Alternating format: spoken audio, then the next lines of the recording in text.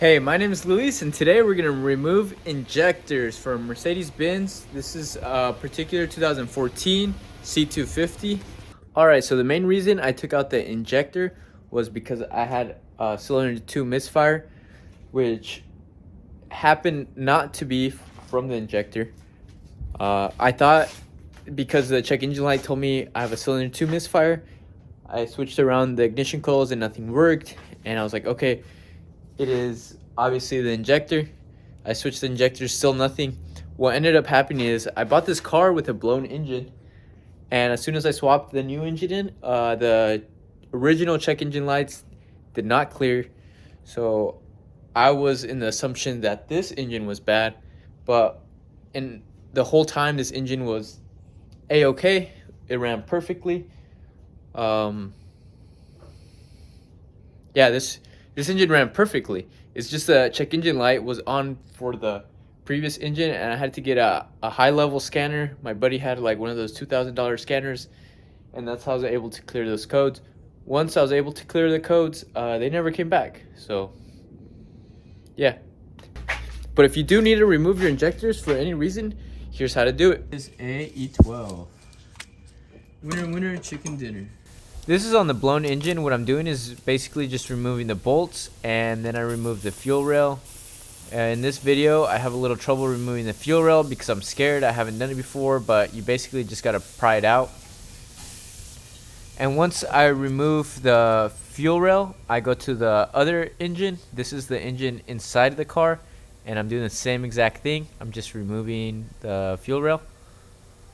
And this is how I was able to do it. I just pried it with a flathead, and I was just careful removing them slowly. I took off the fuel rail, as you can see here, and I did not find any videos on how to remove this fuel injector, but I just removed one from my old engine.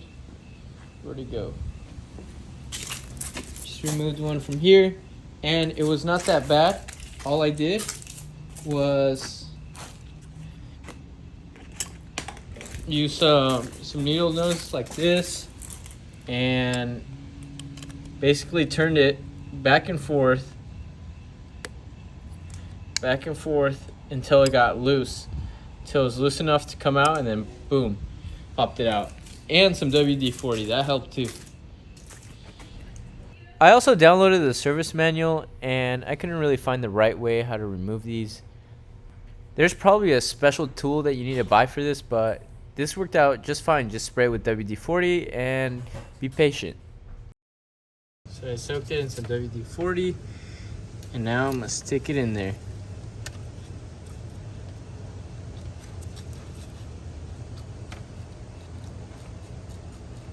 Hopefully it's not too hard to put it in, and I hope it doesn't need to like pop in or something crazy that I'm missing. Well, it looks like it's in there, I would say. So now I'm gonna just put all these O-rings back in. It looks like the white is out. Oops, accidentally got a little bit of the injector. Hopefully that doesn't mess it up. All right. And now, gotta make sure this is plugged in.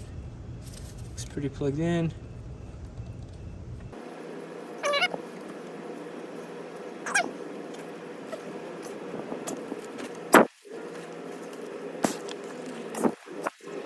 And I do not know the torque on these, so I'll just tighten them. Pretty tight, but not stupid tight, because this is aluminum. So always be careful with aluminum on tightening aluminum. If you've never stripped aluminum, it's not a happy time. It's actually a very sad time.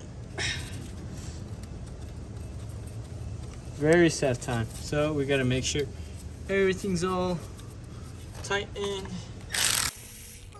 If you like videos like these, please subscribe to my channel. It makes a big difference, and it helps me create more videos. So thank you for watching. The car ended up working perfectly, if you were wondering.